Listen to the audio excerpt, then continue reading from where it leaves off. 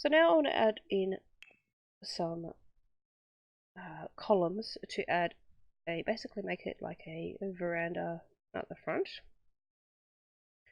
I am going to click on the columns key here, the button here, and then find a column that will suit. And let's have a look here. I think that one is pretty good. Alright, we'll go with this in brown. And I'm just going to put the columns in where this changes. I could put in more, or I could put in less. It's up to you. Now you'll notice though, as I was dragged it around, it changed the way in which it's sat. I want it to be flat, square on, so I've just turned it around with the full stop comma key, and then that turns it to the facing in which I want it. I can put it against a wall. If I have move objects on, I can actually put it against the wall there, and it would still work fine. But I'm not going to for this one. So I think we're just putting that around there like that. It should look okay for our little house that we have pieced together. Okay, so we've noticed that this room does not have a ceiling on it. So what I'm going to do is I'm going to click on it, and then click on the. If I click on the room, on the floor of the room, it brings up this option here. Now, if I was down on the base level, I wouldn't notice that there was that yellow mark around it. If I go up a level, so a page up on your keyboard, or the up and down arrows here, that brings up to the next level, and you see that there is this yellow line. Now, if I click within that yellow line, it gives me this option here that says build ceiling. I'm going to do that, and voila, I now have a ceiling. So you see here, it's not curved, it is angular. And that's okay because you're not going to be able to do a curve there, but you can obviously, if you're putting a roof piece on, you could use a curved one. So we've got our roof on there now, but we notice it's looking a bit boring. We wouldn't mind some decoration between each of the columns. That brings us to spandrels.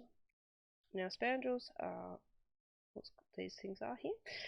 So this button, this little spot here, click on that and it brings up your spandrels. And there are quite a few if you have all the packs. A few different ones now. I'm just going to go for the budget spandrel. Quite simple, quite elegant. And I've selected the brown to match my columns. And you click it on between the two, or on the where the fence line is, and it creates quite a pretty little detail around. Now, if I can click it here as well, yes, I can. Now you'll notice here, as this goes into the wall and there's no column, hang on, so there's no column there, I don't get the corner piece. If there was a column there, I would have gotten the corner piece. And same with here, but being that this one has a column just here, I don't think a spandrel would work. If it was another column there, I think it would look a little bit odd. Actually, we can try it. We'll grab another column here. If I was to put that column there, oh yeah, you get this little arch happening. Oh, that's not too bad. I'll take it out again. If I want to move objects on, I would just type in my move objects cheat. Right, so it's just move objects. I could put one in there, and I could also put one in on this side as well. But you have to have move objects on to do that. That's the only thing. But that is some tips with the spandrels. Now, if say you are doing a room, oh, this room also doesn't have a roof. Oh, that's because that's going to have a glass roof, I think. We'll still put we'll put the ceiling on it for now. Anyway, go down. Now, let's put these rooms.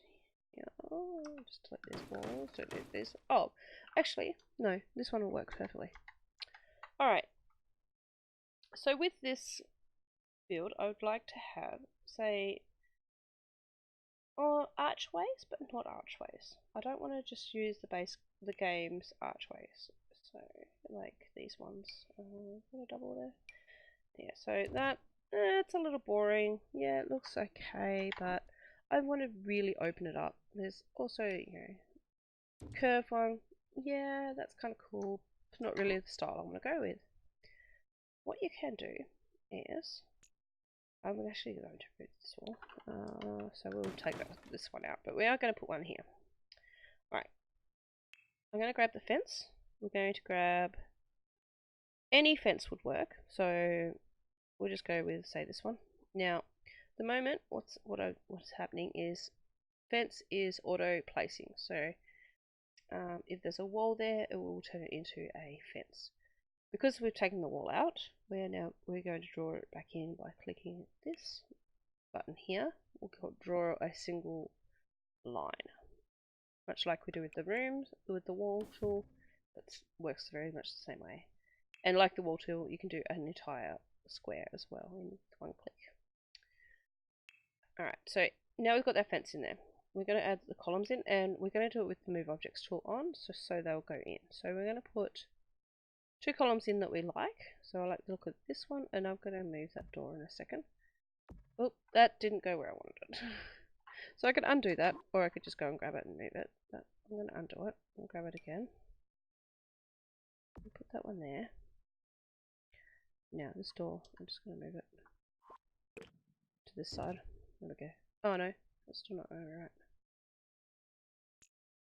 Put the door back. Okay, I might have made a mistake there. We need to move the wall this way. So if I just drag that across, let's just move the wall. It hasn't changed anything else. It's just moved it down further to where I actually want it. Alright, so I've got my columns at the sides, my fence going across.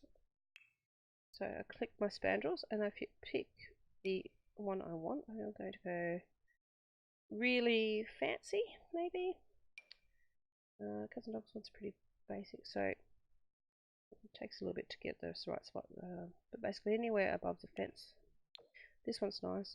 That's very ornate through there. That actually looks really cool. I like that. So I'm going to go with that one, and I'm very happy with that. But my Sim still can't get through there. So what we're going to do is we're going to click on the room, click on that wall, and we're going to click Remove Fence. Boom. Gone. Still separate rooms. It'll still come up as a separate room. This is a good way to divide off rooms as well. But it's actually free and open. It looks really open. You've got a little bit of texture going on there. Adds a nice little detail, but a nice open area. I use this a lot between kitchens and dining rooms, especially if you've got a bigger space than, say, I think the widest one we have, I think it's only 2 wide, yeah, and in the short wall height, I think we go 3 wide here. I don't think we go any wider than 3 wide, so at most, with using a door an archway, you'd end up with a 3 wide. So if I say I want to have like a whole wall open, but still have it separated by, so the rooms are separate, using the spandrel technique with the columns can look really good, and it just adds a little bit of detail to your build.